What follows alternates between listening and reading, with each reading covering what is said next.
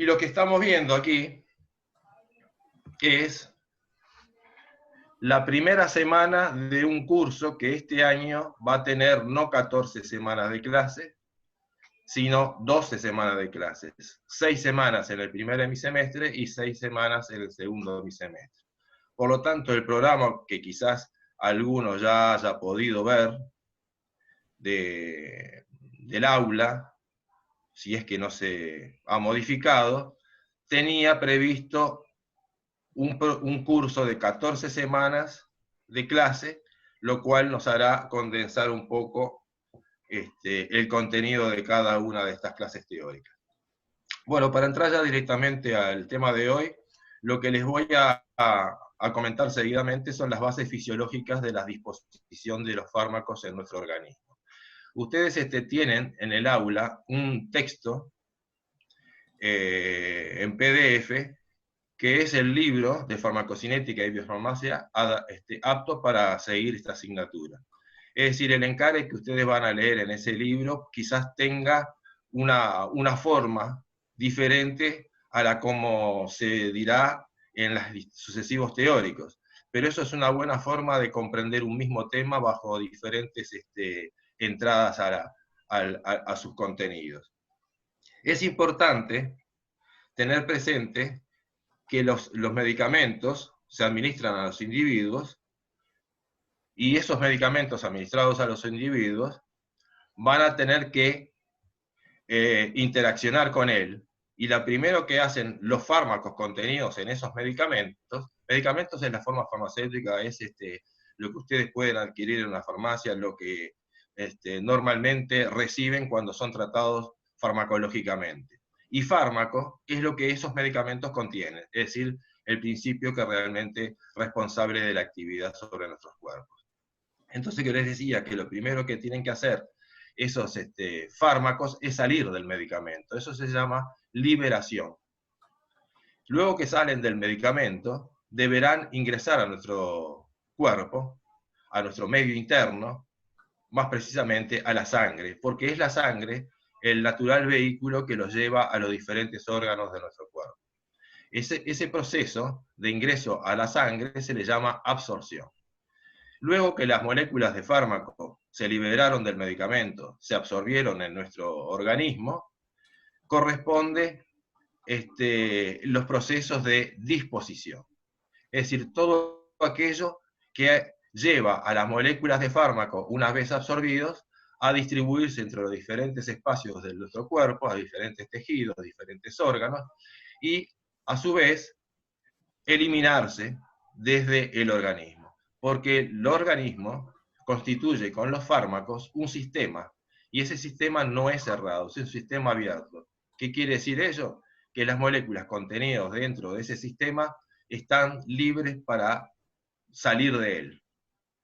Por lo tanto, disposición implica distribuirse en cada uno de los tejidos de nuestro cuerpo y desde algunos de esos tejidos, las moléculas de fármaco salen al exterior del organismo. Salir al exterior del organismo significa que desaparecen como tal en su estructura química porque se van del organismo directamente y eso lo llamamos excreción. O también desaparecen del organismo no porque la materia se vaya de él, sino que la materia se transforma, es decir, la molécula se transforma en otra molécula y eso se llama metabolización o biotransformación. Ambos, metabolización y excreción, son dos formas de eliminación.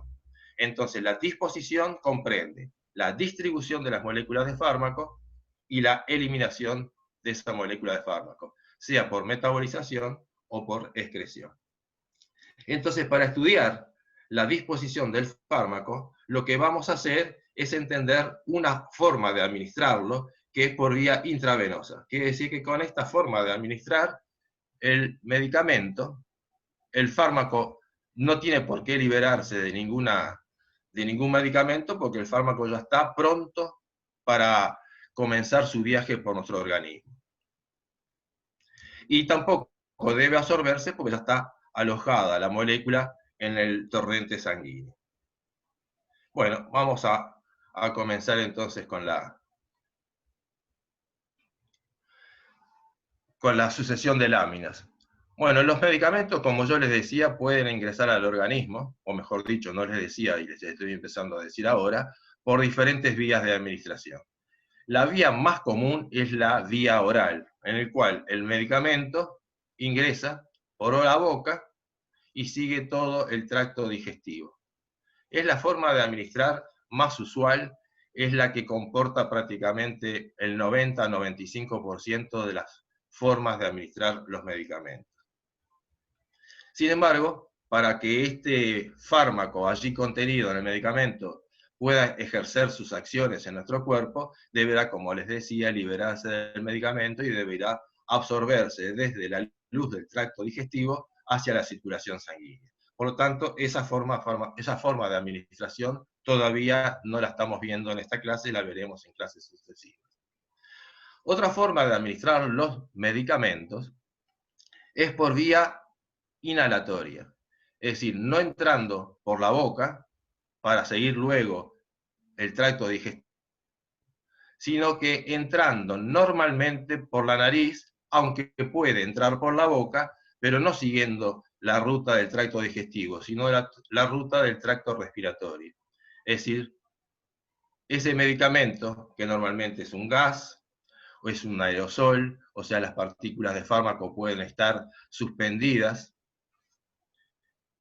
en estado sólido, en estado líquido, o ser propiamente un gas, la molécula de fármaco, y entonces mezclada con otros vehículos gaseosos, ser incorporados al tracto respiratorio e ingresar por vía alveolar, pasando luego a la sangre y allí siguiendo la disposición.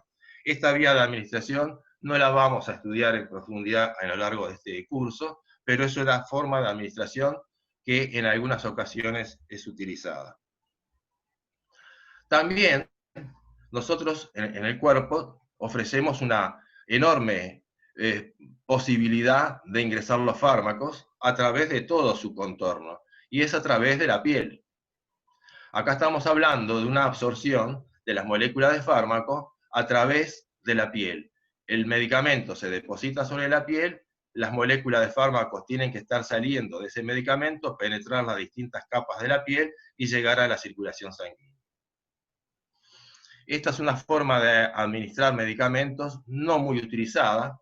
En general, lo que se usa, la piel y la administración de medicamentos es para alguna acción localizada en esta zona de la piel y pocas veces es utilizada para poder llegar a tener acción sistémica. Acción sistémica significa que las moléculas de fármaco podrán actuar sobre todo nuestro cuerpo y eso solo es posible si las moléculas de fármaco acceden a la circulación sanguínea, porque la forma de llegar a cada uno de los órganos es entrando por el aparato cardiocirculatorio.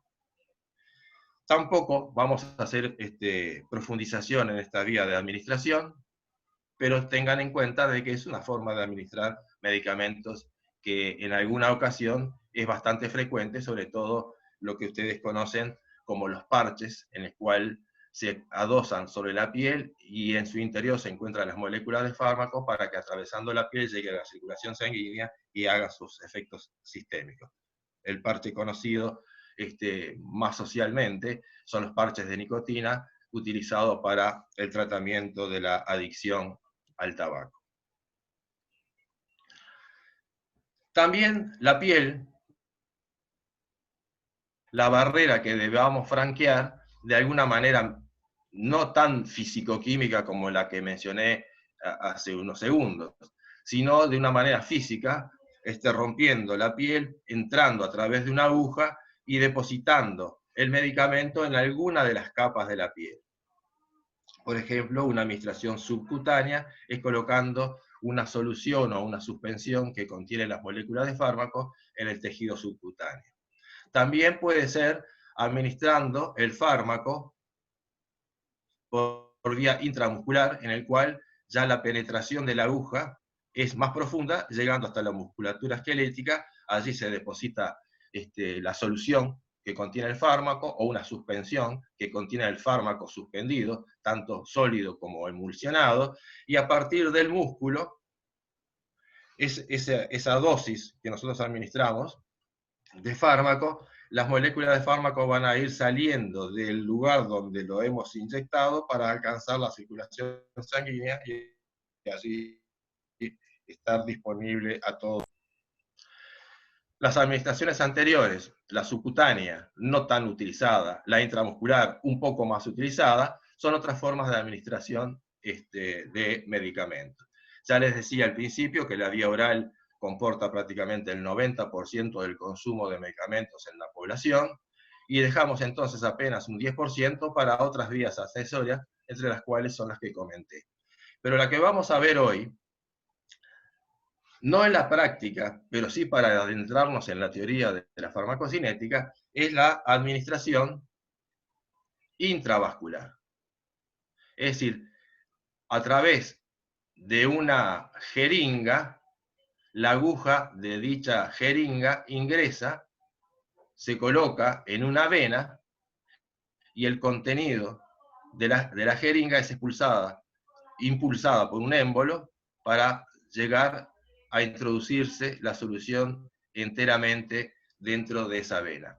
Quiere decir que esa administración intravascular tiene la particularidad de denominarse intravenosa, porque la estamos colocando en una vena. Podríamos haber administrado intravascularmente, pero en una arteria. Esas arterias, como ustedes tratan de percibirlo en esta lámina, se encuentran ubicadas en nuestro cuerpo por debajo, en zonas más ocultas de nuestros miembros y de nuestras distintas partes del cuerpo, por lo cual acceder a una arteria no es tan simple. Lo que ustedes pueden verse a través de la piel, si se remangan la camisa o la prenda que tengan en este momento, o lo que han visto a lo largo de su vida, son normalmente las venas y no ven las arterias. Pero una persona entrenada puede hacer una administración intravascular llamada intraarterial, ingresando la dosis de fármaco en una arteria. No es lo más habitual, diríamos que es la menos habitual de todas las formas de administración de medicamentos. Entonces se ingresa por vía intravenosa, lo más habitual, si se administra el fármaco por vía intravascular. Y acá tenemos en este dibujo que a través de una vena uno puede estar siendo perfundido por una solución que contiene el fármaco. Este catéter va hacia un lugar donde se coloca un dispositivo de gran volumen y por goteo va ingresando el medicamento durante un largo tiempo. Largo tiempo comparado con el corto tiempo que implicaría utilizando otro ramal de este ensamblado para introducir una dosis de fármaco de una manera mucho más rápida. Empujar el émbolo y hacer que el contenido de la jeringa ingrese a nuestro sistema vascular no llevará más de un minuto. Quiere decir que la administración intravenosa rápida es lo que llamaremos a lo largo del curso administración intravascular en bolo o intravenosa en bolo. La otra forma de administrarlo por vía intravascular, que lleva mucho más tiempo, que puede insumir varios minutos, que puede insumir varias horas, es una administración que en general se hace a velocidad constante, y eso sí va a formar parte de un contenido de las clases que recibirán en las siguientes semanas. Entonces, las moléculas de fármaco administradas por vía intravascular, normalmente en una vena, van a estar introducidas en lo que conocemos como el aparato cardiocirculatorio. Acá ven las venas de un color, las arterias de otro color, o mejor dicho, sangre de bajo contenido en oxígeno y alto contenido en anhídrido carbónico de un color, y sangre de alto contenido en oxígeno y bajo contenido en anhídrido carbónico del color rojo.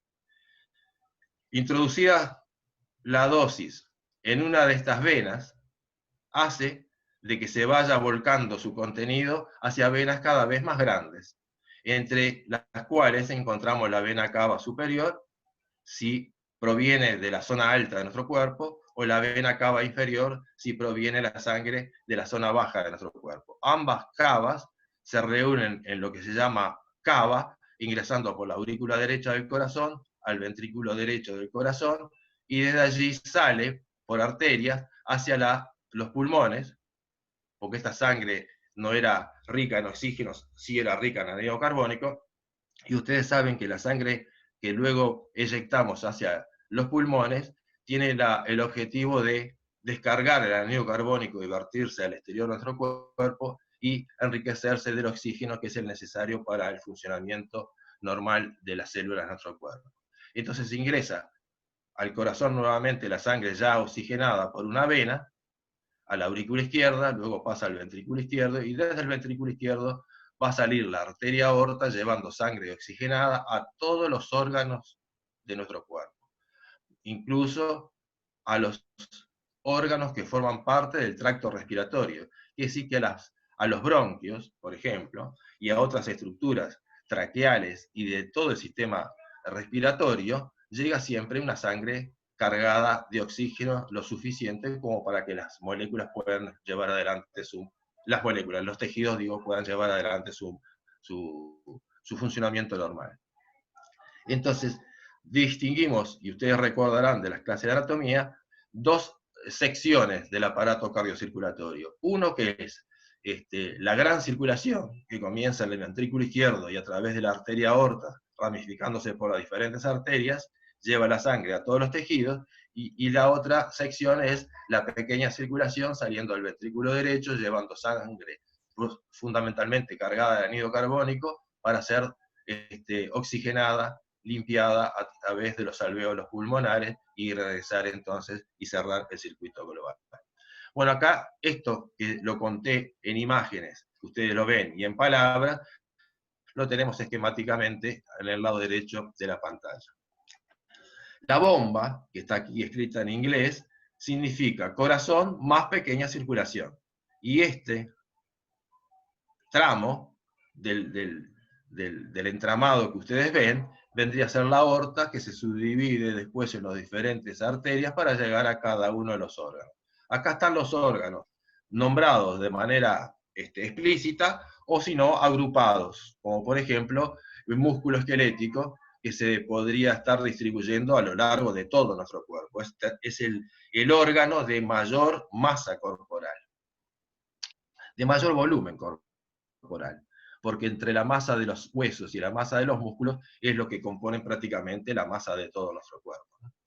Pero sí tenemos otros órganos bien explicitados, como el hígado, como los riñones, como el músculo cardíaco, no es un órgano, ya es un tejido del órgano corazón, el sistema nervioso central, de una forma ya confusa, agrupada todo, lo que es el cerebro, lo que son las distintas partes de nuestro sistema nervioso central, y de luego el resto de nuestro cuerpo.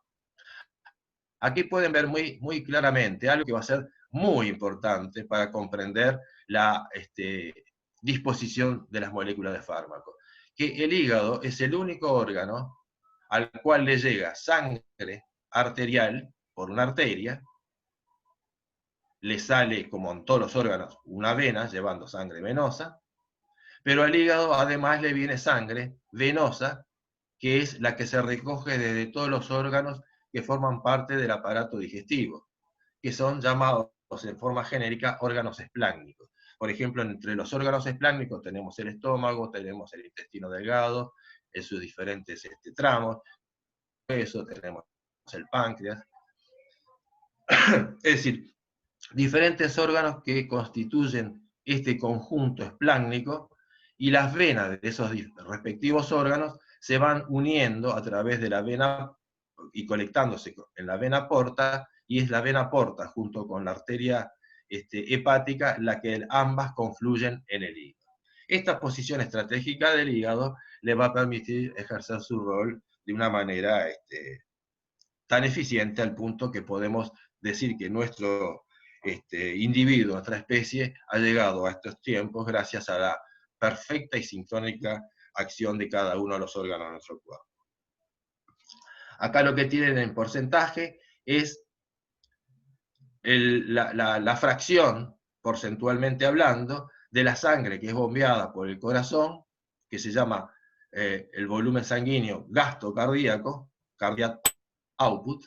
Bueno, de ese 100% del eyectado por el corazón, un 15% va a los músculos esqueléticos, un 5% del músculo cardíaco, un 15% del sistema nervioso central, o sea, el cerebro y las demás partes de ese territorio, un 20% a los riñones, un 20% a los órganos espláncnicos, un 10% directamente al hígado, que sí que el hígado recibe un 30% del gasto cardíaco, porque el 20% complementario proviene a través de la vena porta. Es muy importante recordar los porcentajes, no en su forma exacta, pero sí tener presente que prácticamente el 50% de la sangre se lo llevan órganos como los riñones, los espláncnicos, incluyendo el hígado, en tanto el otro 50% va al resto de nuestro cuerpo. Que sí que si sumáramos la masa de todos estos, es una pequeña fracción de la masa corporal total, y sin embargo se lleva el 50% de la sangre, cuando el individuo se encuentra sin actividad, en reposo. Es decir, esta es la distribución del gasto cardíaco basal en un individuo. Esto le da a ustedes una idea de la importancia que estos órganos tienen en la funcionalidad de nuestro organismo. A medida que nosotros entramos en actividad, los músculos esqueléticos comienzan a cumplir su función y por lo tanto van a empezar a recibir cada vez más sangre, y la sangre que recibe el músculo esquelético en esas situaciones de actividad física las vamos a ir quitando de este 50% que normalmente se aloja en los órganos espláncnicos y renales. Bueno, muy bien. El aparato circulatorio, constituido por el corazón, arterias y venas, vamos a hablar de la gran circulación. Las arterias son las que conducen la sangre hacia los tejidos, y las venas son las que conducen la sangre desde los tejidos hacia el corazón. O sea, arterias de corazón a tejidos, venas desde tejidos al corazón. Las arterias se van ramificando en arterias más pequeñas, de menor calibre, aún se siguen ramificando hasta llamarse arteriolas, y luego se seguirán ramificando, perdiendo la musculatura lisa, potente, que las arterias tienen, y llegando al nivel de lo que se conocemos como los capilares del aparato circulatorio, en el cual ya deja de haber músculo liso, y los capilares solamente tienen una cubierta endotelial, una membrana basal, la luz de los capilares por las cuales circula la sangre, y estos capilares están en estrecho contacto con toda la zona extravascular que forma parte de... Entonces la sangre va a poder circular por estos capilares dependiendo de cuán abiertas estén estas arteriolas, y estas arteriolas todavía tienen músculo liso, y contrayéndose o dilatándose es lo que van a dar la cantidad de sangre que va a estar realmente y efectivamente bañando los tejidos al cual se está refiriendo o alimentando centralmente. El sanguíneo que le llega a un tejido va a estar regulado por el diámetro de las arteriolas que a ese tejido llegan, y ese diámetro de las arteriolas va a estar regulado por la presencia en exceso o en defecto de oxígeno. Si hay una presencia en defecto, quiere decir que se requiere oxígeno, el tejido lo está consumiendo, se abren estos esfínteres y deja pasar más sangre. Cuando hay ya más oxígeno de lo necesario, se contraen, y así es lo que provoca el caudal sanguíneo que irriga a un determinado órgano. Bueno, la sangre luego vuelve por las venas, como les comentaba.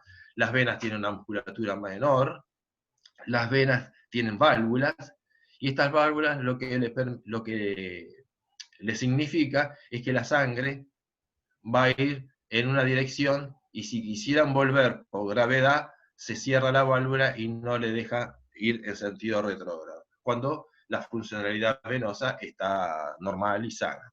En cambio, las arterias no tienen válvula, las arterias ya saben cómo dirigir y en qué dirección la sangre, porque están mucho más cerca del corazón, y la fuerza que las impulsa es justamente las contracciones cardíacas. Mientras que las venas, podrán tener el impulso de esas contracciones cardíacas, pero ya es mucho más débil y por lo tanto se tiene que asistir y ayudar por estas válvulas para que la sangre no vaya en camino inverso.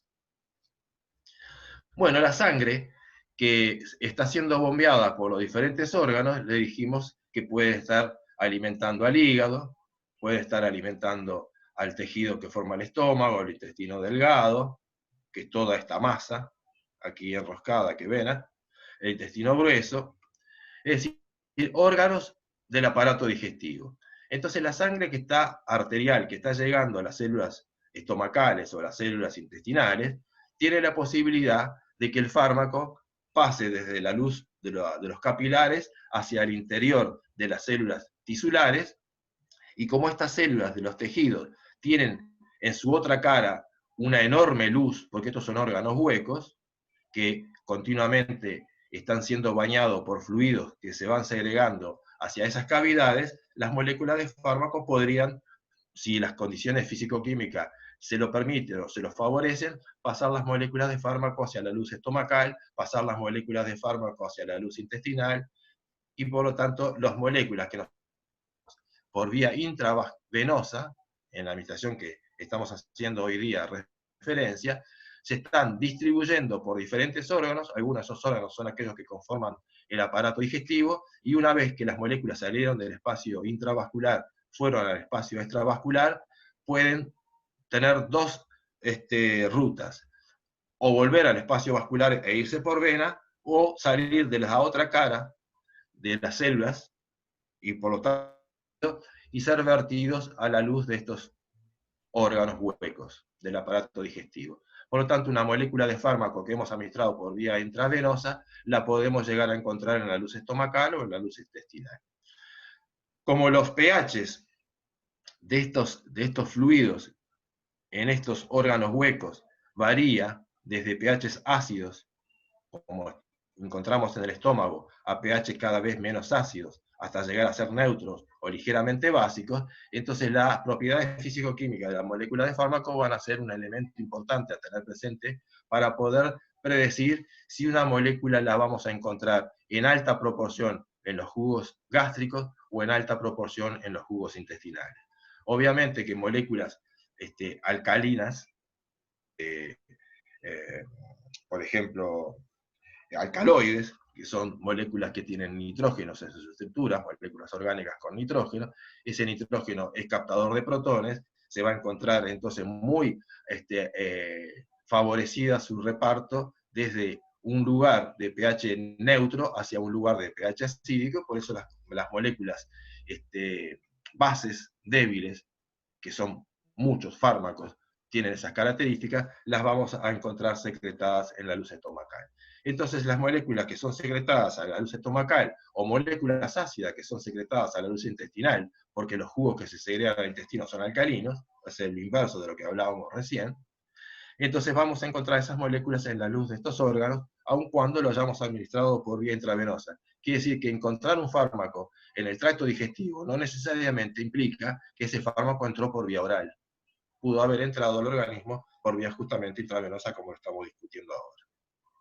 Una vez que están en la luz de esos órganos huecos, podría, una vez secretado el estómago, desde el estómago volver a las células y de esas células volver a la sangre. Pero ya cuando las moléculas salieron de las células que tapizan la cavidad estomacal, quieran volver, no les va a ser fácil. No les va a ser fácil porque las paredes estomacales están todas recubiertas con una capa de mucus protector, por lo tanto, tienen poca área de superficie facilitadora de su regreso a la circulación sanguínea, pero cuando ese contenido gástrico es pasado al intestino delgado, el intestino delgado tiene una estructura anatómica que ustedes la recordarán de los cursos de anatomía, en el cual los pliegues hacen de que una solución conteniendo moléculas enfrentadas a estas paredes del órgano hueco encuentren una enorme área de superficie, que se incrementa muchísimo más a través de las vellosidades y microvellosidades.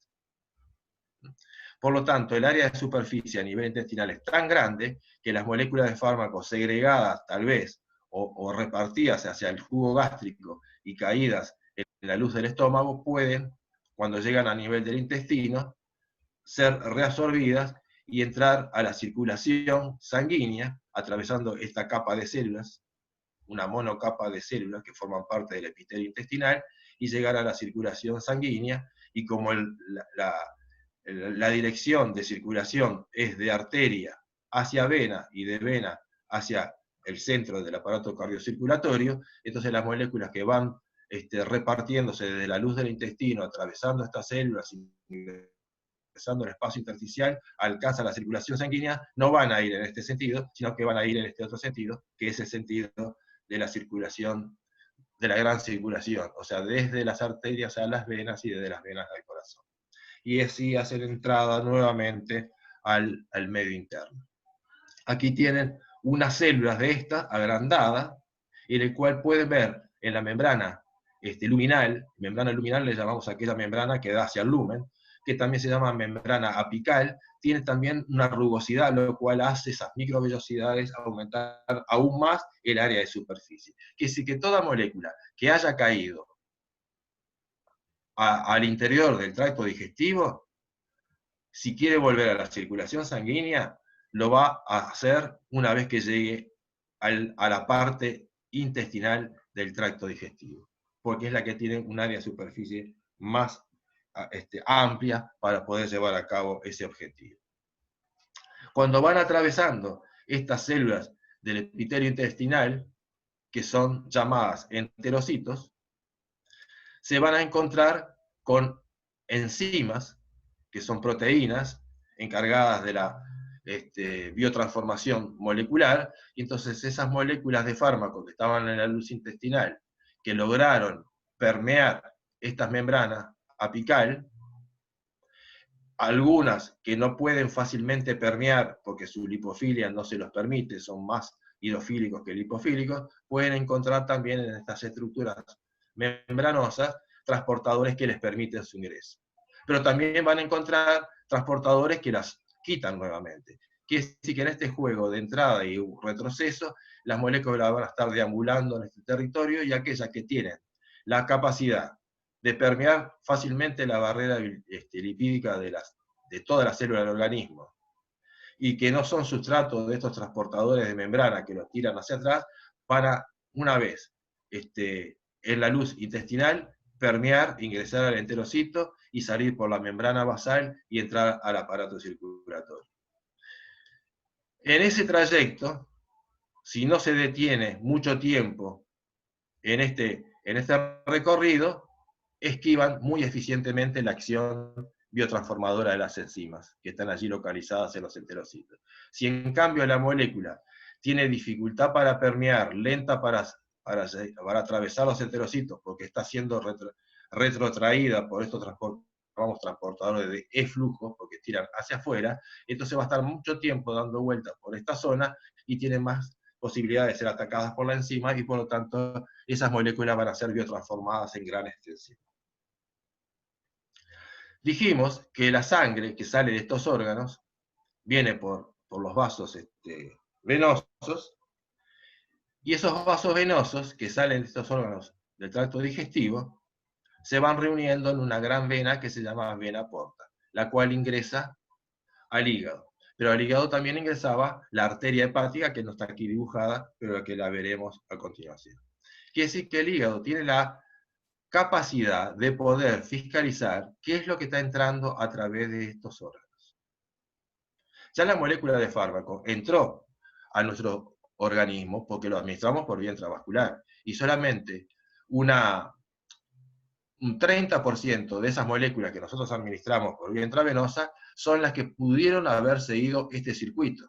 Dijimos 30% porque 20% del gasto cardíaco iba a los órganos esplénicos, 10% iba directamente al hígado. Quiere decir que el 30% de las moléculas que inyectamos en nuestra dosis intravenosa tiene la posibilidad de pasar por el hígado la primera vez.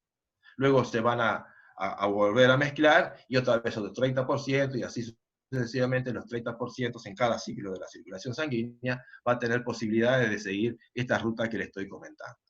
Si nosotros hubiéramos administrado el fármaco por vía oral, que lo vamos a estudiar con mayor profundidad en la segunda, tercera o cuarta clase, ahora no lo recuerdo bien, en el nuevo plan que estamos implementando, el 100% de la dosis se puede encontrar con estos problemas de biotransformación en la luz en las células que forman parte del epitelio intestinal, y también en las células que forman parte del hígado, porque el hígado es el que concentra mayor número de proteínas biotransformadoras.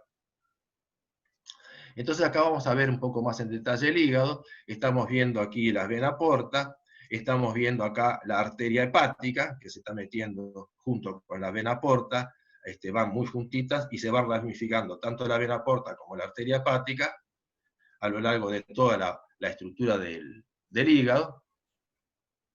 Acá lo que vemos es la vesícula biliar, que es un órgano que está adosado al hígado, pero es un órgano independiente del hígado en cuanto a su anatomía, pero no en cuanto a la funcionalidad, porque el hígado va formando continuamente bilis, y la bilis que va viniendo por estos conductos biliares se va a segregar a la luz del intestino delgado, en particular de la primera porción del intestino delgado, que es el duodeno, pero cuando el esfínter que comunica con el intestino delgado se encuentra cerrado, la bilis que continuamente se va formando va a estar alojándose en la vesícula. Esa bilis es la que contiene los ácidos biliares, que son tensoactivos naturales, que van a permitir la digestión de las grasas, emulsificación de las mismas, para que puedan ser digeridas convenientemente en la luz intestinal, para luego ser absorbidas las moléculas que derivan de esos lípidos. Pero sin detenernos en la función de la bilis, por el momento, estamos viendo que estos ramales de la arteria hepática, los ramales de la vena porta, que se van internalizando en la masa hepática, y las ramas de los conductos biliares que salen de las células hepáticas para ser de nuevo colectadas en el gran conducto biliar, están cercanas entre sí, al punto tal que a esto le llamamos tríadas. Es decir, acá tenemos, en este dibujo, puntos rojos, puntos azules y puntos verdes. El rojo es el ramal, las arteriolas de la arteria hepática, las vénulas de la vena porta y los conductos biliares en sus inicios, para luego estar juntándose y formar el ducto biliar. Acá lo ven, el ducto biliar, vena porta, arteria hepática, en sus tamaños más grandes, no el más grande de todos, que es un único vaso de porta, un único vaso arterial y un único conducto biliar, pero a medida que se fueron ramificando van quedando ramales cada vez más chicos y formando estas tríadas, que es la que vemos acá. Acá vemos cómo la sangre de la vena porta se mete por estos canales, la sangre de la arteria hepática también se mete por los mismos canales, y la bilis que se va formando de las células hepáticas es colectada por este vaso, por este conducto. Acá se desplegó un rectángulo, porque es lo que vamos a ver en más grande ahora. Entonces acá podrían ver ustedes de la lámina una continuación de dos cadenas de células, que sí que hay un par de células, esta y esta otra, que se va repitiendo todo a lo largo en el sentido de arriba hacia abajo, que es lo que estamos acá viendo. ¿No? Entonces, esta cara de la célula hepática, que se llamamos hepatocito, está bañada de un fluido intersticial que está en íntimo contacto con el fluido intravascular que circula por estos capilares hepáticos. Los capilares hepáticos adquieren un nombre propio que se llaman sinusoides hepáticos, pero en realidad son los famosos capilares que hay en todos los tejidos, que en el hígado se les llaman sinusoides porque tienen una sinuosidad en su recorrido. Mientras que entre dos células hepáticas se encuentra este hoyo, como este hueco, esta zona que va a dar forma a los conductos biliares para recoger la bilis por este tubo verde al intestino o ser guardado en la vesícula biliar para cuando sea necesario.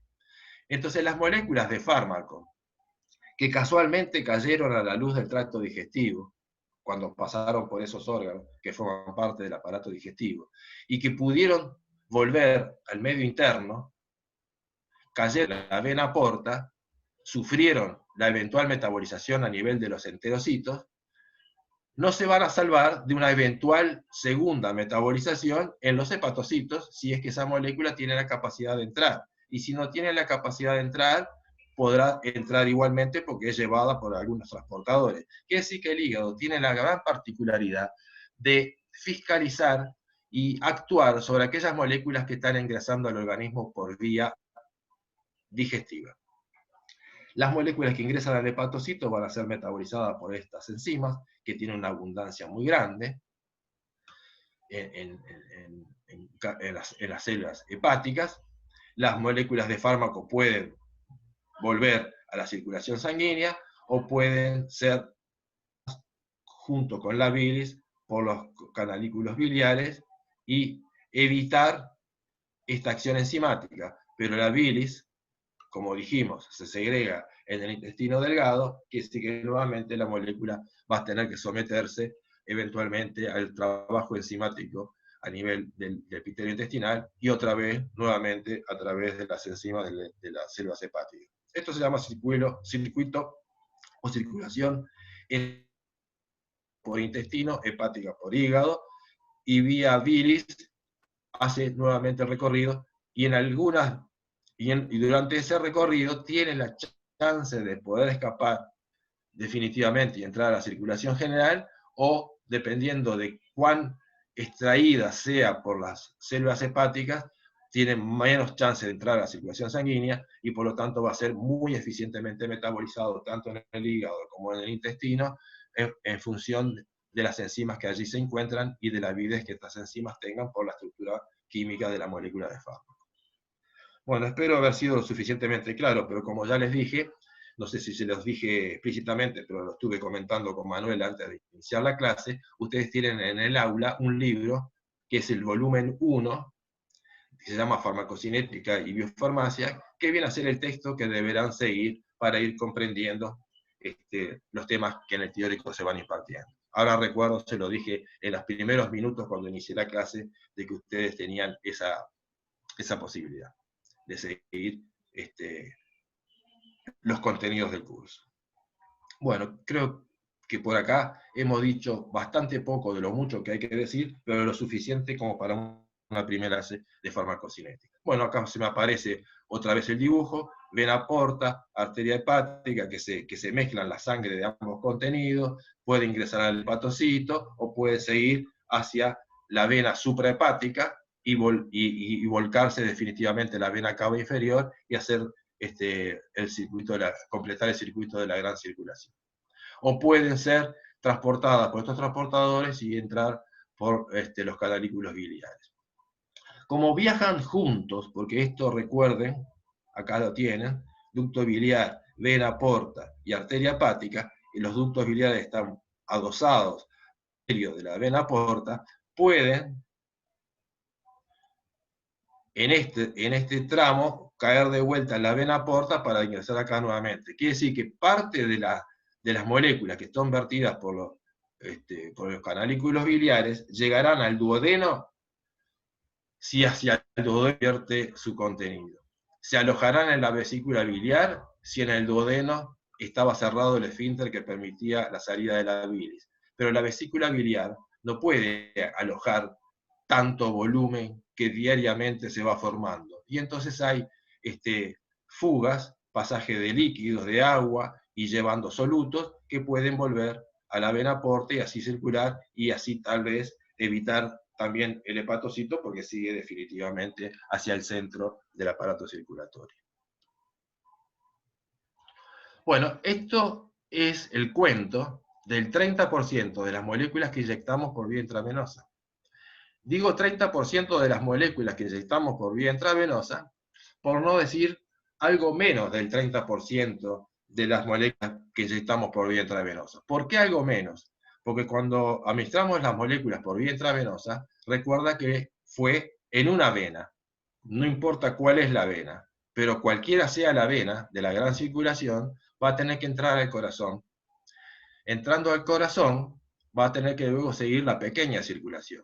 Siguiendo la pequeña circulación, es decir, pasando por la parte alveolar de los pulmones, tiene la posibilidad esa molécula de ingresar al espacio intersticial alveolar y allí se localiza también un conjunto de células que tiene la capacidad de biotransformar las moléculas. No es abundante la cantidad enzimática que existen en esas células, pero tienen su relevancia.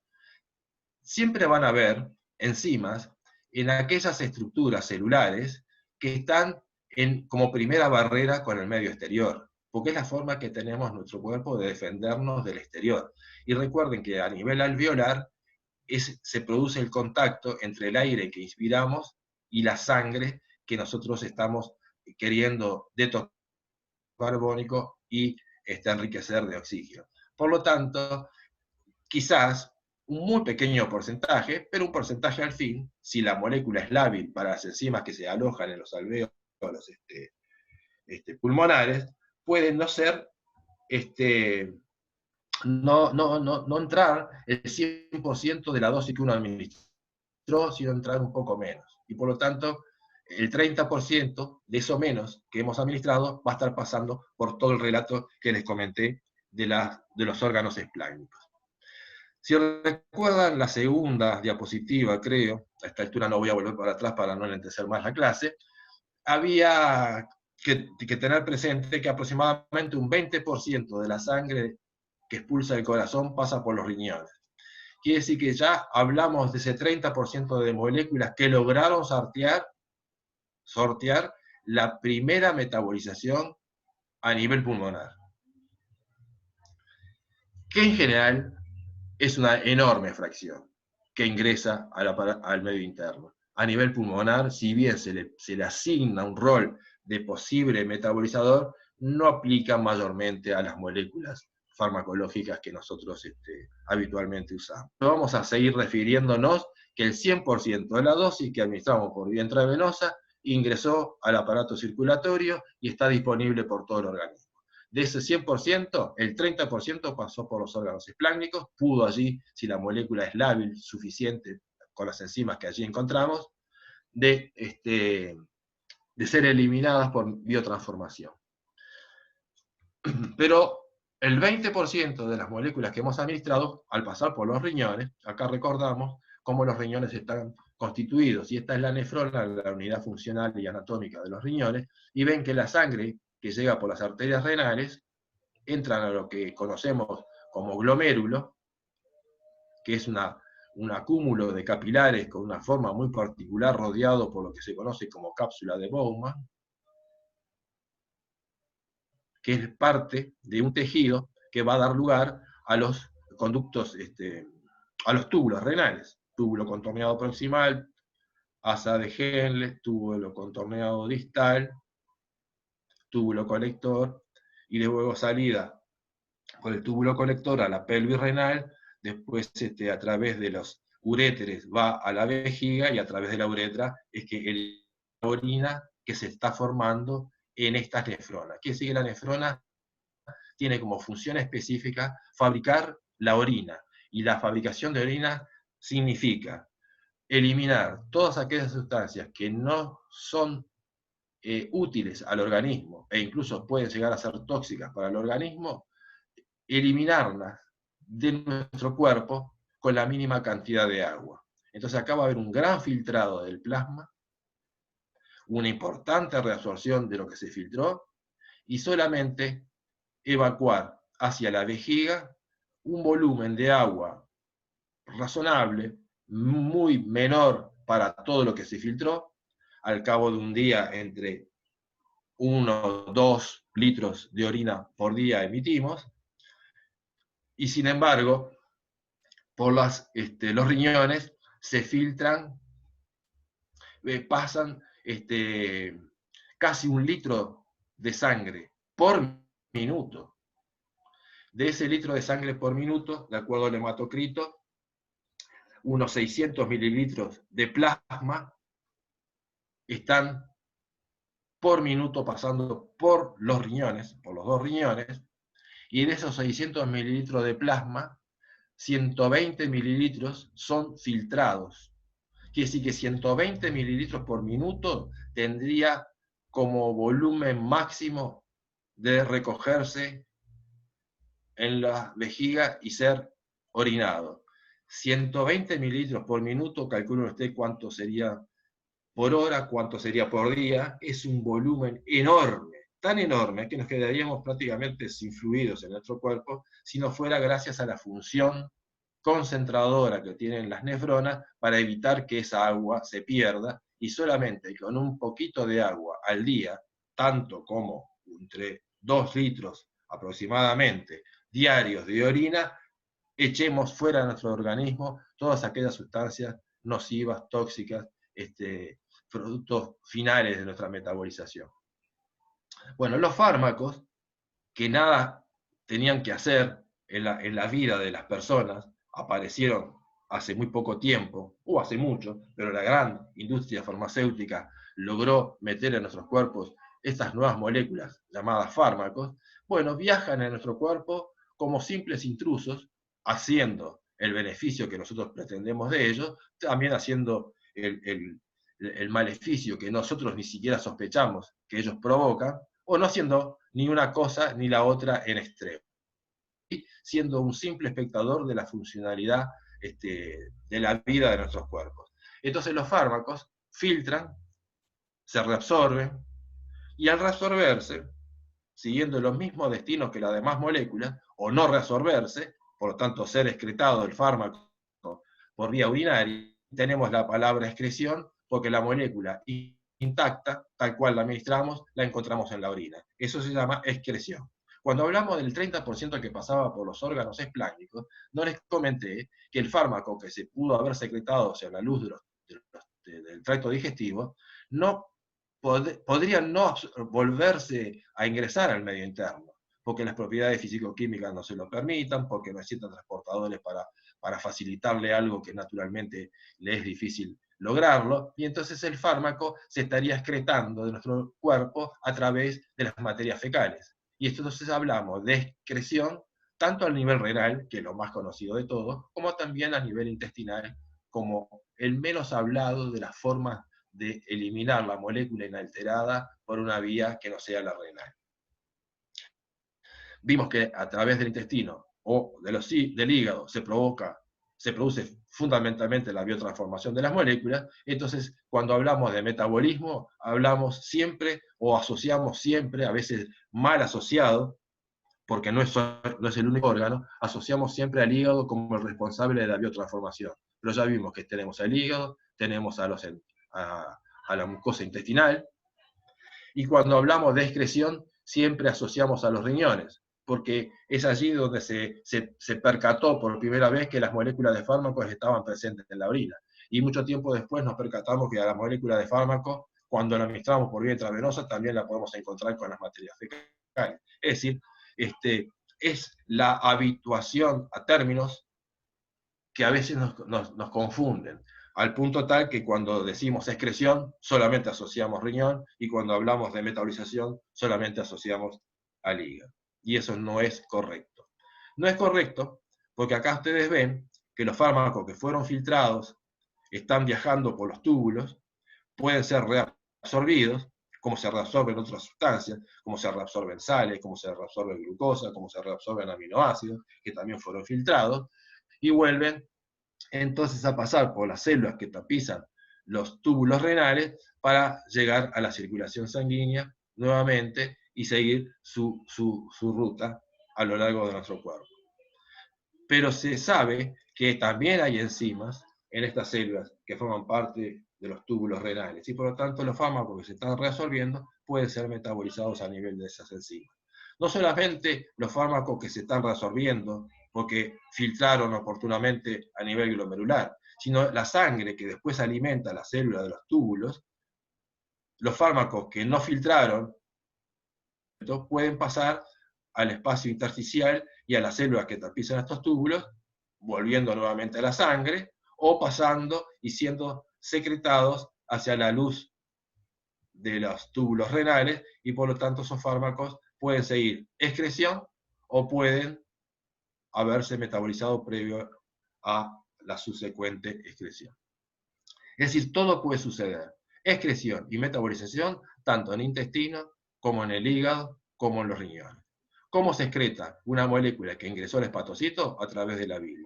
¿Cómo se excreta una molécula que estaba en los tejidos intestinales o estomacales? A través de las secreciones estomacales o intestinales que se producen diariamente. ¿Y cómo se excretan y cómo se metabolizan las moléculas que pasaron por el riñón?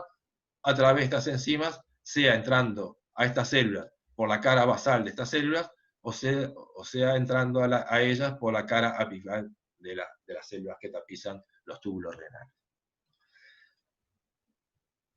Bueno, la sangre que vuelve desde los riñones, que también volvía desde el hígado, que el hígado, si vuelve desde él, es porque volvieron de los órganos esplánicos, confluyen en la vena cava inferior, porque están en un territorio que la vena cava inferior es la que la colecta, y esa vena cava inferior se junta con la vena cava superior para desembocar en el ventrículo derecho, en la aurícula derecha primero, después en el ventrículo derecho, para pasar a la pequeña circulación, y el cuento que le hice al inicio de toda esta historia. Cuando están en la pequeña circulación, esa sangre cargada en el anhídrido carbónico que la conduce una arteria, porque en la pequeña circulación las arterias conducen sangre venosa, mientras que las venas conducen sangre arterial, mientras que en la gran circulación es como el nombre originalmente le habíamos dado, porque para las arterias conduciendo sangre arterial y para las venas conduciendo sangre venosa. Pero en la pequeña circulación es al revés. Bueno, allí esa sangre que está fluyendo y se capilariza a nivel de los alvéolos es que le permite intercambiar los gases, anhídrido carbónico y oxígeno, en las direcciones que ustedes ya tienen claro en sus mentes. Para la vena pulmonar y vena pulmonar a la aurícula izquierda, y de la aurícula izquierda pasar al ventrículo izquierdo y a través de la aorta completar el ciclo por la gran circulación. Bueno, esto es un resumen de anatomía y fisiología. Nos llevó una hora de clase, hay mucho para decir, ustedes muchos quizás ya lo sabían, quizás no sabían mucho de lo que se dijo, y les dejo a ustedes la tarea de seguir aprendiendo más de lo que aún no leyeron, no le enseñaron, ni yo les dije. Porque el secreto de la farmacocinética está en saber muy bien cómo es la fisiología del ser humano. Cuando hablamos de farmacocinética, de aquellos medicamentos que administramos al ser humano. Si no, podría ser farmacocinética para estudiar aquellos medicamentos que se administran a animales, a otras especies que no son los humanos, y eso forma parte de la medicina veterinaria, y es muy probable que en esta asignatura de farmacocinética de la Facultad de Química estén allí sentados en el aula o escuchando luego esta grabación en sus respectivas casas, alumnos que cursan la carrera de químico farmacéutico, alumnos que cursan otras carreras de la Facultad de Química, como la de químico, como la de bioquímico clínico, que no van a trabajar dentro de su ámbito profesional con el tema medicamentos, pero también alumnos de la Facultad de Veterinaria que están haciendo esta asignatura como electivas en sus respectivos planes de estudio para conocer más en profundidad estos conceptos farmacocinéticos que podemos decirle con orgullo, o más bien con responsabilidad, porque era lógico que la Facultad de Química fuera la encargada en dictar esta asignatura, es la facultad, y este es el curso donde farmacocinética se enseña en su mayor profundidad. Bueno, no hablé de la Facultad de Medicina. La Facultad de Medicina tiene también cursos de farmacología, de los cuales pequeños capítulos o pequeñas hojas de esos capítulos refieren a farmacocinética, pero con un contenido y un sustento teórico mucho más débil que el que nosotros le vamos a proporcionar en esta asignatura. Entonces, todo ese cuento de nuestra fisiología que transcurre en un ámbito anatómico, es lo que va a dar cuerpo a la matematización del fenómeno, que es los modelos farmacocinéticos y cómo evaluar el devenir de esa molécula a lo largo del tiempo. Es decir, cómo la concentración de esas moléculas en nuestro cuerpo cambian desde el momento que lo administramos hacia tiempos posteriores a dicho momento. Entonces podemos imaginar que nuestro cuerpo es una gran caja, en esa gran caja, ocupando un espacio que le asignamos un determinado volumen, se acumulan las moléculas de fármaco que hemos administrado luego de una dosis.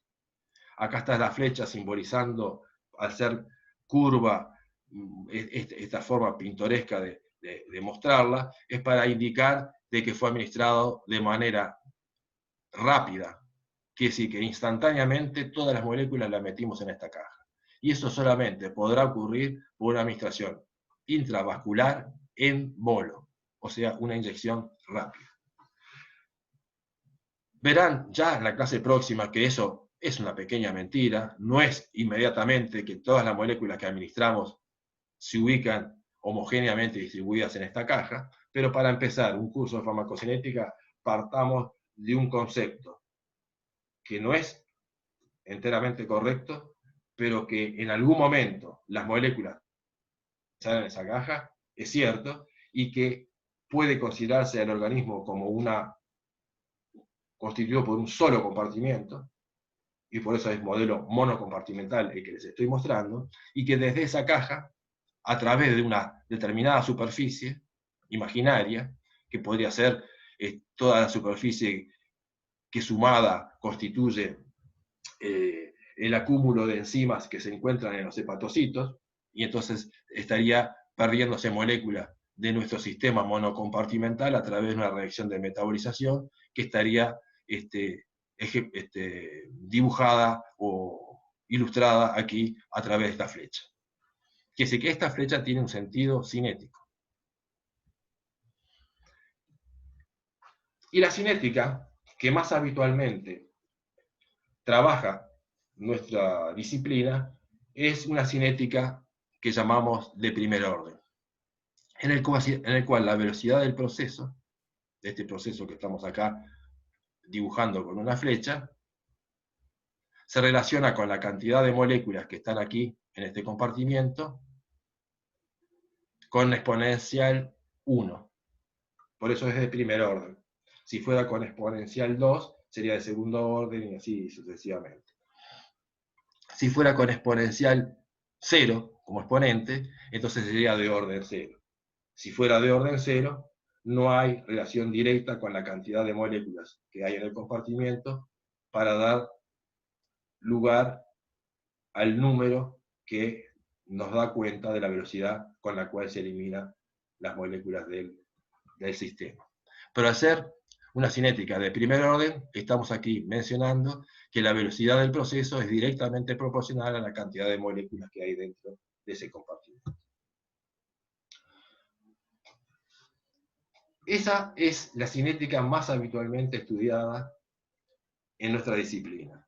Pero es sabido que, como muchos de los procesos de eliminación transcurren a través de enzimas, o transcurren a través de transportadores que secretan la molécula hacia afuera de nuestro sistema, esas moléculas proteicas, enzimas o transportadores, tienen la posibilidad de colmarse su funcionamiento porque están saturadas, trabajando a plenitud, y no van a poder dar lugar a una velocidad de eliminación que sea directamente proporcional a la cantidad de moléculas que hay en el compartimento, sino que va a llegar un momento que la velocidad del proceso va a dejar de ser de primer orden. Pero antes de referirnos a ello, tenemos que mencionar a la cinética habitualmente estudiada en los cursos de bioquímica, que es la cinética enzimática, y que habitualmente la referimos como la ecuación de Michaelis-Menten, que es la que está aquí escrita. Ustedes verán que la velocidad es igual a un producto o a una función con signo menos, porque estamos hablando de la velocidad de eliminación, es decir, desaparición de masas. Entonces acá el signo menos significa que desaparecen las moléculas desde el compartimiento. En la ecuación de Michaelis-Menten, acá tenemos, en vez de cantidad, concentración, pero la concentración es una cantidad dividida un volumen, por lo tanto podemos desagregarlo en sus partes, cantidad y volumen. A esta por el momento no la desagregamos, para que ustedes vean que la constante de velocidad de primer orden, que le llamamos KL, en una cinética de Michaelis-Menten, también podría ser identificada de esta manera, por una función un poco más compleja, o sea, una constante un poco más compleja a la hora de visualizarlo. La ecuación de Michaelis-Menten tiene la particularidad de que si la concentración de sustrato que se encuentra en el compartimiento, sustrato, en nuestro caso le llamamos fármaco, sustrato le llamaba Michaelis-Menten viendo una acción enzimática, y las enzimas actúan sobre determinados sustratos. Bueno, acá los sustratos son fármacos, entonces si la concentración de fármaco es mucho mayor que la constante de Michaelis-Menten, entonces se va a estar eliminando con la concentración que está en el numerador, y nos va a quedar que la velocidad del proceso no tiene relación con la cantidad de fármaco que hay en el sistema, desapareció de la ecuación. Y es, por lo tanto, el caso que nos encontramos con cinética de orden cero, porque la cantidad de fármaco estaría elevada a la cero, que es 1. Ahora, si la concentración es mucho menor que la constante de Michaelis-Menten, entonces pasa a ser despreciable respecto a Km, y aquí tenemos esta simplificación, y puede ver claramente que la constante de eliminación tendría estos componentes: la velocidad máxima del proceso, la constante de Michaelis-Menten y el volumen del compartimiento. Entonces, uno podría decir, dado que la mayor de las veces la eliminación transcurre mediada por proteínas, sean enzimas o transportadores, que la verdadera cinética que uno debería estar imaginando, o por lo menos teniendo a resguardo en la cabeza, es una cinética de tipo Michaelis-Menten. Pero ¿por qué la farmacocinética trabaja siempre con cinéticas de primer orden en vez de cinéticas de Michaelis-Menten?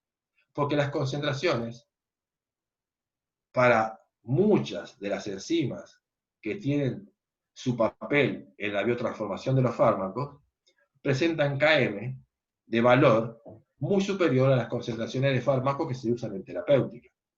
Es decir, si yo aumento la dosis voy a tener mayor concentración. Y si yo tengo mayor concentración voy a tener mayores efectos. Si yo sigo aumentando la dosis, los efectos pueden ser tan importantes que la persona, en vez de beneficiarse con el medicamento, se va a estar perjudicando porque le va haciendo toxicidad a nuestro organismo.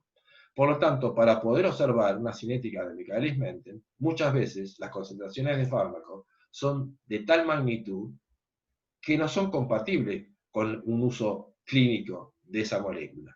Por eso muchas veces esa cinética de Michaelis-Menten, que estaríamos prácticamente convencidos de que se iba a producir, no se llega a evidenciar, y las concentraciones son en general mucho menores que la constante de Michaelis-Menten, y por eso la cinética de Michaelis-Menten, al contemplar una zona en la cual el proceso discurre como de primer orden, es el primer orden el proceso cinético más habitualmente estudiado. Espero que les haya quedado claro. Ustedes van anotándose las diferentes preguntas que tienen. Cuando terminamos la clase teórica, las preguntan, o si no, las van preguntando después a lo largo del práctico de la clase de hoy. Bueno, entonces acá lo que tenemos, vamos a cómo manejamos estos conceptos en la vida práctica, haciendo farmacocinética. Un hecho habitual en farmacocinético es dibujar en nuestras mentes o sobre el papel, ustedes muchas veces en el curso lo van a tener que hacer sobre el papel, para poder llevar adelante un razonamiento que les permita dar respuestas a las preguntas que nosotros les vamos a hacer o a las preguntas que ustedes se van a estar haciendo cuando trabajan en farmacocinética. Y van a tener que hacer un gráfico de concentración versus tiempo. Que si en vez de poner concentración le hago el logaritmo de la concentración versus tiempo, voy a tener una serie de datos, yo los construyo de un modo experimental como les cuento ahora. Administro la dosis, por ejemplo, por vía intravenosa, como comenzamos hoy discutiendo. Después de administrar la dosis, elijo determinados momentos para sacar muestras de sangre del otro brazo, por ejemplo, para no estar contaminada con la vena por la cual introduje la dosis, y voy sacando sangre a determinados tiempos.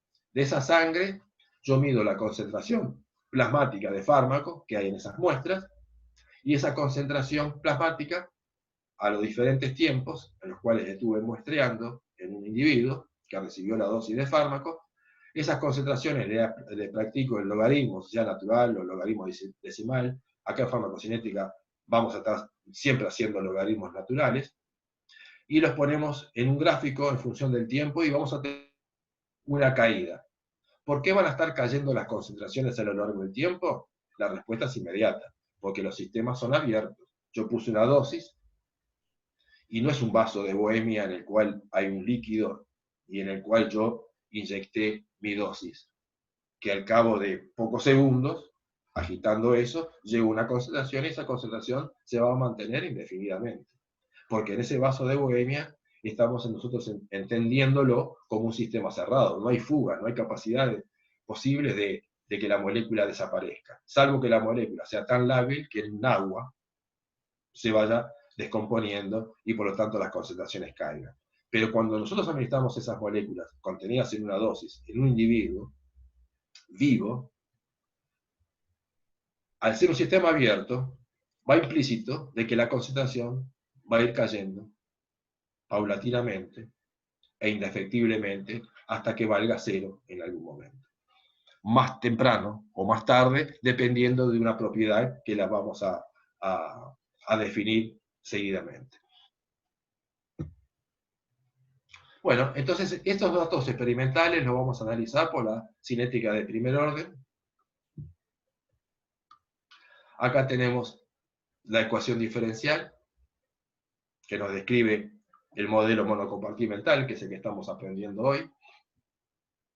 Si lo pasamos, en vez de cantidades, a concentraciones, que es como lo que medimos, porque nosotros no vamos a medir cantidades que hay en nuestro cuerpo, sino que vamos a medir concentraciones, que vamos a sacar de ese cuerpo.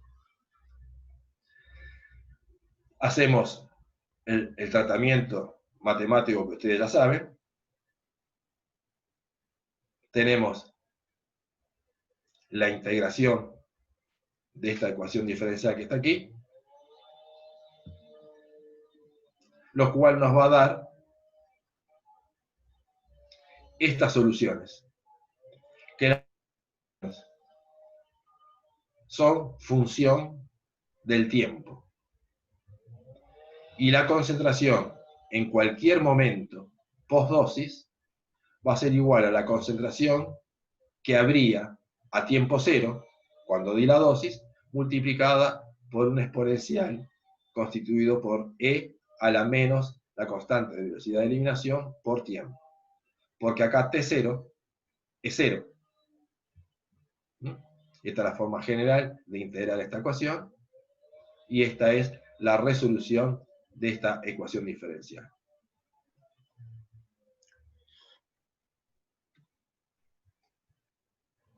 ¿Qué sí? Que las concentraciones. Acá dice sub P porque son concentraciones plasmáticas. Puede ser sub S porque son concentraciones sanguíneas. Puede ser sub el tejido tal porque son las concentraciones en tal tejido. Pero tengamos claro que un modelo monocompartimental significa de que todo nuestro cuerpo, el plasma, la sangre entera, los tejidos de nuestro cuerpo están equilibrados, homogéneamente distribuidas las moléculas, de tal forma de rendir una concentración, que según la mida en sangre entera, o en plasma de esa sangre, o en un tejido, siempre va a tener un número que va a ir decayendo en forma exponencial de acuerdo a este formato. Como lo más habitual es medir la concentración que está en el plasma de sangre que extraemos de un individuo al cual le dimos una dosis, por eso muchas veces se pone C sub P, o definitivamente no se pone nada y dejamos C. Pero sepamos que la concentración siempre es función del tiempo. Y para un modelo monocompartimental es una función monoexponencial.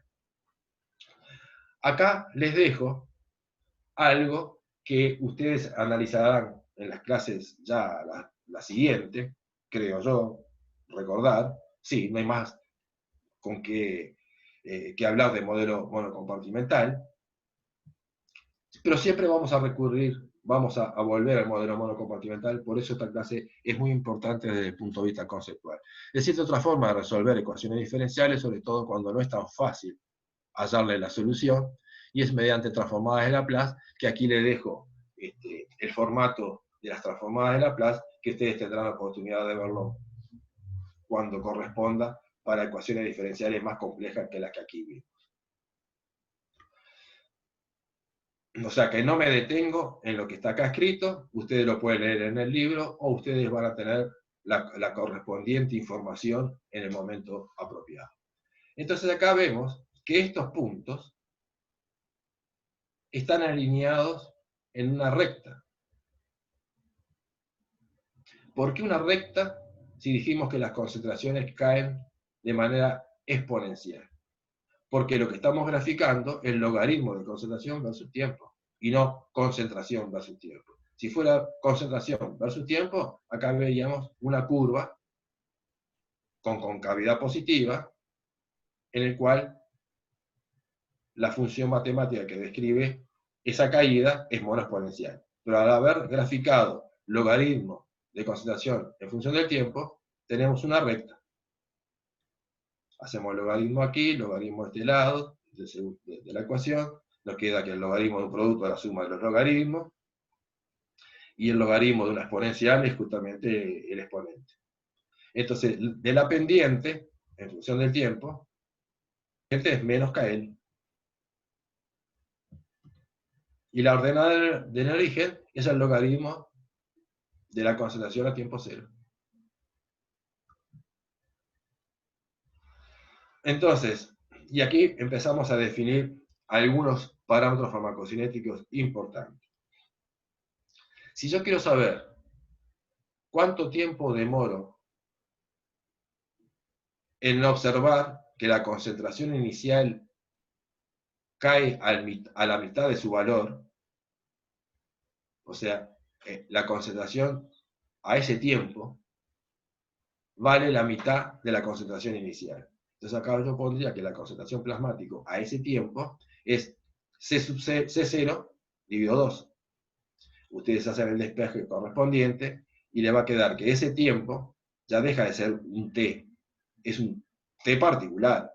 Es lo que nosotros definimos como tiempo de semivida, o vida media, o tiempo el cual la concentración cae a la mitad de su valor inicial, que es igual al logaritmo natural de 2 dividido a la constante de velocidad de eliminación. Esto sale simplemente resolviendo esta ecuación, poniendo la concentración a ese tiempo T1 medio igual a la concentración C inicial a tiempo 0 dividido 2. Después acá tienen otro parámetro farmacocinético importante, el famoso volumen. Ese volumen del compartimiento, que les empezamos a llamar de un nombre, y ese nombre es volumen de distribución. Es el volumen que ocupan esas moléculas, o es el espacio que esas moléculas ocupan en unidades de volumen de distribución. Y ese volumen de distribución lo podemos calcular a partir de esta extrapolación, sabiendo que la concentración a tiempo cero es igual a la cantidad que había a tiempo cero dividido el volumen de ese compartimento. Despejamos el volumen, cantidad a tiempo cero, dividido la concentración a tiempo cero. Esta concentración a tiempo cero la obtenemos de este gráfico por extrapolación. ¿Y cuánto valdrá la cantidad a tiempo cero? Es la dosis. Que sí que acá, en vez de poner cantidad a tiempo cero, ya podemos poner la palabra dosis. Después, si uno tiene la función de concentración, esta que está aquí, y tuviéramos acá el gráfico de concentración versus tiempo, no logaritmo de concentración, sino concentración versus tiempo, tendríamos acá una curva que va cayendo asintóticamente a cero. Porque ¿cuánto valdría cero de acuerdo a cero? Valdría a tiempo infinito. Eso es un hecho curioso, un hecho interesante a tener presente, que cómo la matemática de este fenómeno nos lleva a tener como concepto que la concentración solo valdría cero a tiempo infinito. En realidad vale cero antes de ese tiempo, pero el acomodamiento a esta forma de estudiar el fenómeno nos lleva a ese concepto. Bueno, esa curva, debajo de la curva, se puede uno trazar o imaginar un área. ¿Qué es el área? La curva. Esto está en inglés, área under the curve, es área debajo de la curva, es la integral de 0 a infinito de esa función. Si ustedes tienen esta función en la integral de 0 a infinito, van a ver que es igual a la dosis dividido el volumen de distribución y dividido la constante de velocidad de eliminación. La dosis ya la vamos a llamar D, y este producto de volumen de distribución por constante de velocidad de eliminación es lo que llamamos clearance. Lo entenderemos mejor en otro momento. Pero es el producto de estos dos parámetros, constante de velocidad de eliminación, que ya sabemos cuánto vale, y volumen de distribución. Entonces, a partir del área debajo de la curva, uno puede también calcular el volumen de distribución. Es decir, no solamente por esta extrapolación, sino que haciendo el área debajo de la curva, ustedes tienen un número, un valor de esa área, que es el integral de esta función, de 0 a infinito. Ese número lo colocamos en el denominador, en el numerador ponemos la dosis, en el denominador, además del número área, ponemos la constante de velocidad de eliminación, que es la pendiente con signo opuesto, y ahí tenemos también calculado el volumen de distribución. Este volumen de distribución y este otro volumen de distribución deberían tener el mismo resultado. Sin embargo, no va a dar el mismo resultado, y eso lo comprenderán en la siguiente clase. Pero son dos formas de estimar cuánto vale ese volumen, y es un método de extrapolación o el área. Por eso tiene volumen de distribución, es el concepto de aquel volumen que no lo habíamos subindizado, y ahora le agregamos al subíndice extrapolación, porque fue calculado por este método de extrapolación, o área, porque es calculado a partir del resultado de integrar la función de 0 a infinito, que es el área debajo de la curva. Estos son el mismo parámetro calculado de dos maneras diferentes. Verán que tiene resultados levemente, pero esa diferencia hace en el concepto, que lo van a ver en la clase próxima. Entonces, un hecho importante a tener presente en el modelo monocompartimental es que tenemos una constante de velocidad, imaginemos de primer orden. Esta es el área de transferencia, por el cual las moléculas contenidas en esta caja se van al exterior, y la constante de velocidad tiene una magnitud determinada. Si nosotros a esa caja le mantenemos el área de transferencia y aumentamos el volumen, lo que sucede es que la constante de velocidad de eliminación es más chica. Eso es así porque las moléculas que están acá distribuidas en la caja van a tener sus impactos por los diferentes contornos de esta caja, una probabilidad de salir del compartimiento más chica que la probabilidad que tiene impactando en esta otra caja. El área de superficie de salida es la misma, pero el área de superficie de no salida acá es mucho mayor que acá, y por lo tanto la frecuencia de choques efectivos para la salida es menor en un compartimiento que tiene la misma área de superficie, pero que tiene diferente volumen. Esos son conceptos que van quedando, que ustedes van a estar leyendo en el libro y lo van a ir comprendiendo más profundamente. Bueno, esto es un ejemplo que podrían ustedes ejercitarse, pero hoy van a tener otro ejercicio y en el libro tienen una serie de ejercicios que les va a permitir ponerse más duchos en estos conceptos. Bueno, ahora vamos a analizar, ya nos va quedando en 1 hora y media, nos van a quedar unos 15 minutos o 20 minutos más de clase, y tenemos acá el modelo monocompartimental, en el cual ahora lo vamos a complicar porque tenemos dos posibles salidas, es decir, dos constantes de velocidad, de primer orden, en este caso que estamos aquí mencionando. Una salida por esta cara y otra salida por otra cara. Es decir, puede ser una enzima, puede ser otra enzima, puede ser proceso fisiológico diferente, la excreción renal, la metabolización hepática. Es decir, vieron que yo, para simplificar los conceptos, voy a decir excreción renal, metabolización hepática, pero bien podría decir excreción intestinal, metabolización renal. Y no es ningún disparate, porque es posible de que así sean las cosas. Tenemos lo mismo, la ecuación diferencial que describe este modelo. Siempre va a usted, en farmacocinética, tener claro un modelo sobre el cual asentar el conocimiento de un fenómeno experimental que estaba ocurriendo. ¿Cómo analizar ese experimental? A través de un modelo. El modelo lo imagino, que es de esta forma. Si lo imagino de esta forma, tiene un sistema de ecuaciones diferenciales acordes con el modelo que yo imagino explica el fenómeno que estoy observando.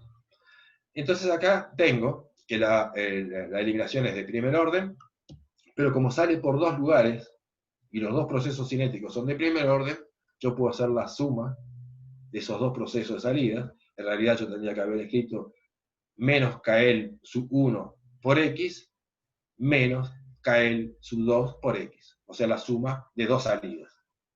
Al ser de primer orden, saco factor común, la cantidad de soluto que hay en este compartimiento, y sumo las dos constantes de velocidad de primer orden. Si yo quiero analizar lo que voy recogiendo por esta vía de eliminación, voy a hacer, por ejemplo, la cantidad que recojo en el compartimiento exterior al organismo, llamado E sub 2.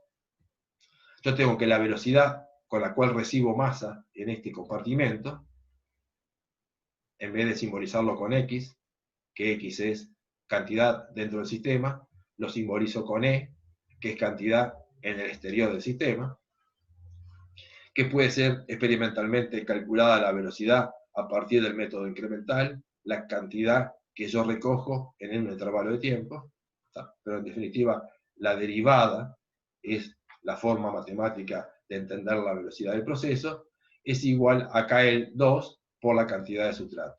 Acá lo pongo positivo porque en este compartimiento estoy recibiendo. Acá lo ponía negativo porque desde este compartimiento estoy perdiendo. Entonces tengo aquí lo mismo que está acá escrito, pero en vez de poner cantidad en el compartimiento, pongo concentración, porque concentración por volumen es cantidad. O sea, en definitiva, no estoy cambiando nada de esta ecuación, simplemente presentando los contenidos de manera diferente, en base a concentración. Entonces voy a poner volumen por una constante de velocidad. Lo que estoy haciendo es que la velocidad de ese proceso es igual al clearance por esta vía, multiplicada la concentración de fármaco en el compartimento. Si yo quiero saber la cantidad acumulada que voy recogiendo a lo largo del tiempo, lo que tengo que hacer es integrar aquí desde 0 hasta t. Paso dt para este lado, d sub e, de la diferencial e, la integro entre tiempo 0 y tiempo t. A tiempo 0, ¿cuánto habría N2? Nada, porque a tiempo 0 la dosis recién la estoy depositando en el compartimiento. Quiere decir que a tiempo 0, N2 no hay nada, y al tiempo t es justamente lo que quiero calcular, ¿cuánto habrá? Entonces la cantidad a tiempo t, que es el resultado de integrar d sub e, diferencial e, mejor dicho, entre 0 y t, es igual a clearance de esa ruta. Como el clearance es una constante, lo saco de la integración, y es la integral de 0 a t de la concentración que hay en el compartimiento. La integral de 0 a t es el área debajo de la curva de esa función entre 0 y el tiempo t. Si quiero saber cuánta de mi dosis va a ser recogida en este compartimiento, que es el resultado de la eliminación por esta vía, yo tendría que hacer la integral entre 0 e infinito. Entonces, haciendo la integral entre 0 e infinito, yo tengo la cantidad total que voy a recoger de fármaco por esta vía de eliminación. Va a ser, entonces, la integral de 0 a infinito de las concentraciones, que es el área abajo de la curva, sabíamos que era igual a dosis sobre clearance. Entonces acá pongo dosis sobre clearance. ¿Cuál es el clearance de este sistema? El clearance de este sistema es la suma de los clearance de salidas del compartimiento. Tengo un clearance más otro clearance. Clearance 1 más clearance 2 es el clearance total. Entonces la cantidad de fármaco que yo voy a recoger por esta ruta de eliminación, o sea que voy a eliminar, mejor dicho, por esta ruta de eliminación, va a ser igual a la dosis que yo administré por un factor que es el clearance de esa ruta dividido el clearance total.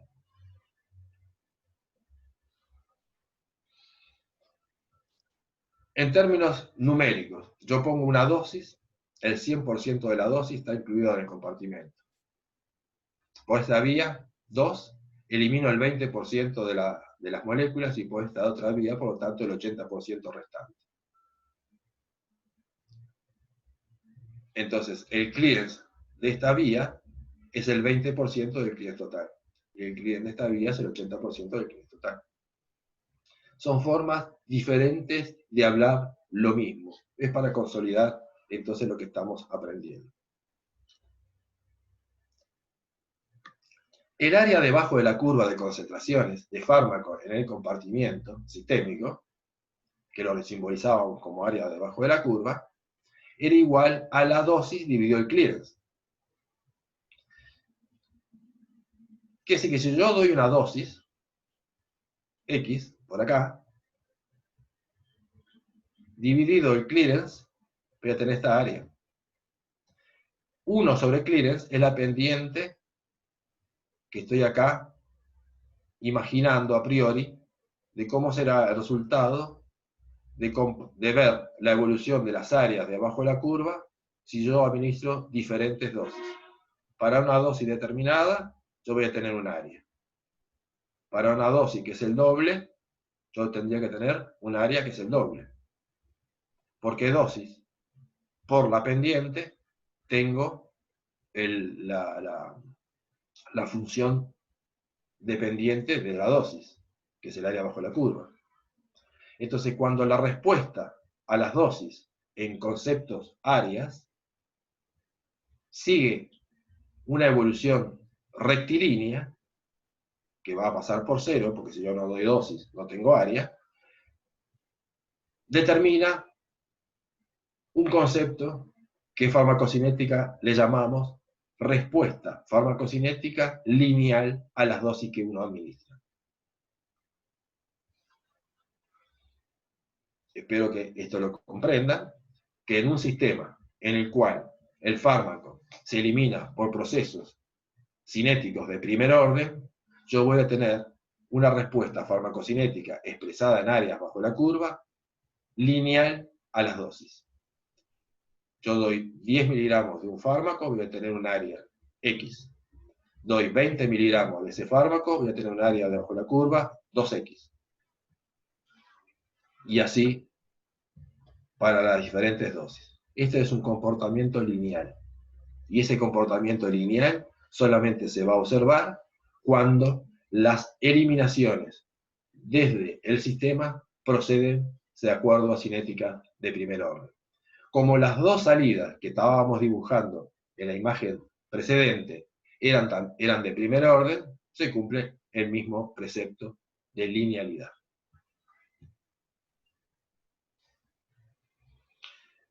¿Cuánto voy a estar eliminando por una vía la vía 1 o la vía 2, acá le pongo la vía sub i, porque puede ser que se elimine por 2 vías, puede ser que se elimine por 3 vías, o por 4 vías, o por 5 vías, y si todas las vías son regidas por cinéticas de primer orden, yo voy a tener lo que aquí les estoy dibujando. También una respuesta lineal eliminada por una vía determinada.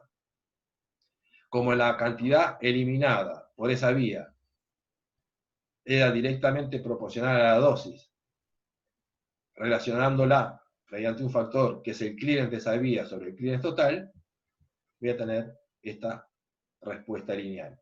Si yo administraba 10 miligramos y tenía un área X, pero por la vía Y recogía la mitad de la dosis, o sea, 5 miligramos, yo si duplico la dosis en 20 miligramos, voy a recoger por esa vía 10 miligramos.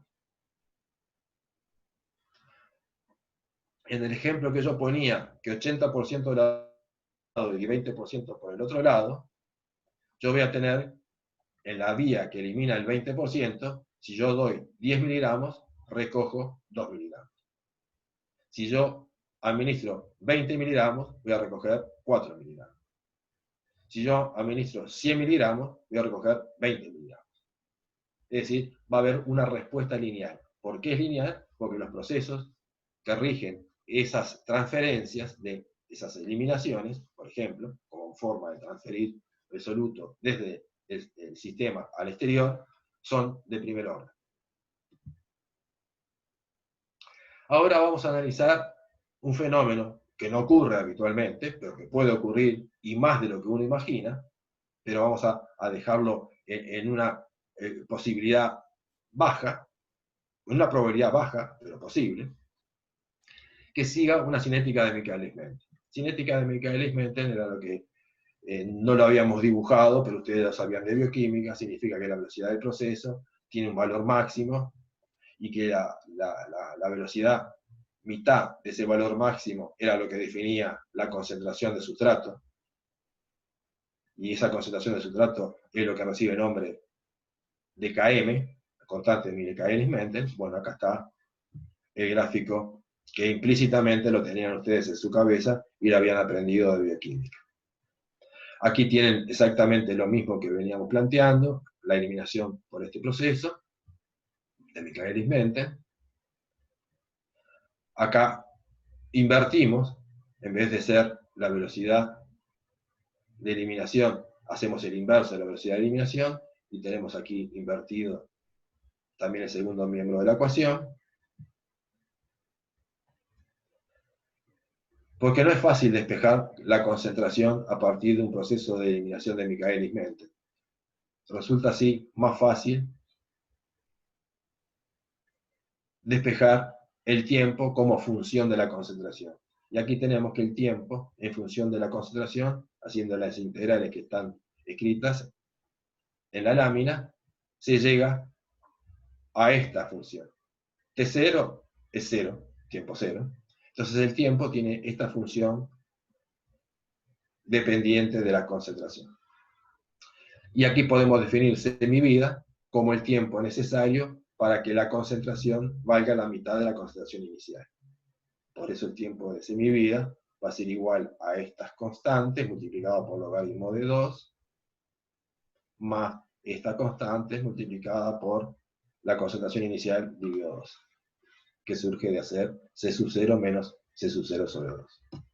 Son elementos matemáticos que describen esta función. ¿Cómo va a ser un gráfico del logaritmo de concentraciones versus tiempo? Si el gráfico hubiera dado una recta, ya sabían de que el fenómeno de transferencia, o sea, de eliminación, iba a ser de primer orden. Pero cuando les da algo que no es una recta, sino que tiene esta curvatura, ya estamos sospechando de que acá el proceso cinético no es de primer orden. Ustedes acaban de ver que es de Michaelis-Menten. Este es el logaritmo de concentraciones versus tiempo, y este es la concentración versus tiempo. Va a caer no de manera exponencial siempre, va a caer de una manera determinada, que no la voy a precisar, como es la función, para después caer monoexponencialmente. Y es a partir del momento en el cual las concentraciones están muy por debajo del valor de Km, que ayer habíamos dicho que los sistemas se comportan como si estuviéramos eliminando según la cinética de primer orden. Si yo quiero sacar calcular el área bajo la curva de 0 a infinito, función t, que no la conozco, y como no la conozco, ¿cómo resuelvo este problema? Yo conociendo sí la función t y no la función c, entonces es lo mismo que integrar desde c sub 0 hasta c 0, o hasta c que yo quiera. Hasta el tiempo que yo quiera significa hasta la concentración que yo quiera. Si el tiempo que yo quiero es tiempo infinito, va a ser la integral del tiempo entre la concentración C sub 0 hasta la concentración 0. Y eso es lo que uno hace para calcular el área bajo la curva de esta caída. Integramos entre C0 y 0, obtenemos este resultado, ustedes lo comprueban tranquilamente, más cómodamente en su casa haciendo esa integral, y aquí tienen que el área bajo la curva de 0 a infinito de concentraciones, el área bajo la curva de tiempo 0 hasta tiempo infinito, es igual a esto que está aquí, ya no es tan igual a lo que habíamos visto antes, y vemos que en función de la dosis, ya tenemos acá que es una ecuación de segundo grado, es un polinomio de segundo grado, es la función de una parábola, en el cual tiene corte en 0, porque no hay término independiente en relación con la dosis. Entonces, esta forma de observar la respuesta farmacocinética área bajo la curva en función de la dosis, que tiene este tipo de curvatura, se aparta de la linealidad y es una de las características de esos sistemas que eliminan según la cinética de Michaelis-Menten. El área bajo la curva, la sigo trabajando, es igual a lo que tenemos aquí, la dosis sobre BD es E sub 0, y por lo tanto si yo pasara esto al denominador, nos queda lo que está aquí, y podemos entonces agrupar los conceptos. Habíamos visto que el área bajo la curva de 0 a infinito de concentraciones, de tiempo 0 a tiempo infinito, era igual a la dosis sobre clearance. Bueno, acá vemos el clearance para una cinética de Michaelis-Menten. Justamente de la dosis, porque las dosis se transforman en concentraciones. Entonces, dependiendo a qué concentración llegue con las dosis, voy a tener un clearance que es independiente de las dosis, cuando estoy en la zona de linealidad, pero pasa a ser independiente de las dosis, o sea, de las concentraciones, cuando entro ya en la región de Michaelis-Menten. Entonces, hoy veíamos que la respuesta farmacocinética, o sea, las áreas bajo la curva, en función de la dosis, tenía un relacionamiento lineal.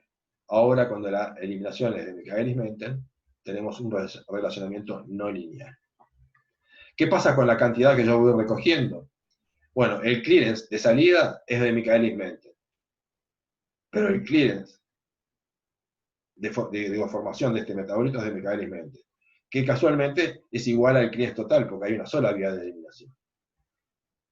Entonces, esta respuesta de qué cantidad yo recojo a tiempo infinito va a ser lineal. Lineal porque es una sola salida, y no tiene más remedio que salir por esa única puerta. Que si yo administro 10 miligramos, voy a recoger a tiempo infinito 10 miligramos. Si yo administro 100 miligramos, voy a recoger a tiempo infinito 100 miligramos.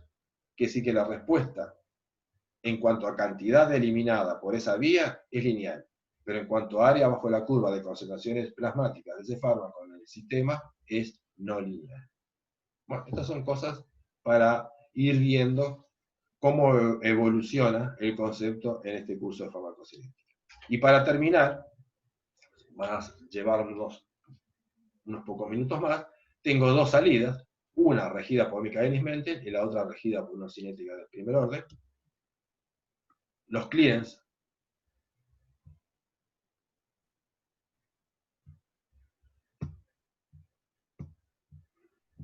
el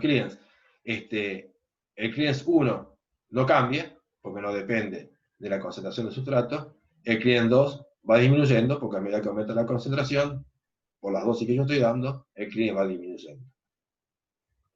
El área bajo la curva va a tener también una relación no lineal, porque uno de las salidas es no de primer orden, es micaeliano.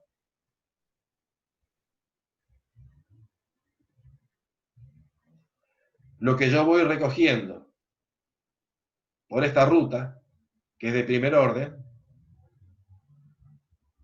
va a estar muy condicionado por lo que yo no puedo estar recogiendo por esta otra salida, que es de Michaelis-Menten. A medida que yo aumento la dosis, esta salida se va viendo saturada, por lo tanto lo que recojo por esta puerta de salida, si yo voy aumentando las dosis, tiene una relación no lineal con concavidad negativa, y lo que yo voy recogiendo por esta otra puerta de salida, a medida que aumento la dosis, tiene también una relación no lineal, pero con concavidad positiva. Son estos aspectos que terminan la clase de hoy, lo que les dejo para que ustedes reflexionen en sus casas, como a seguir trabajando mentalmente de cómo podemos entonces comprender y explicar estos fenómenos de respuestas a las dosis que uno administra al individuo. Y aquí estamos por terminada la clase.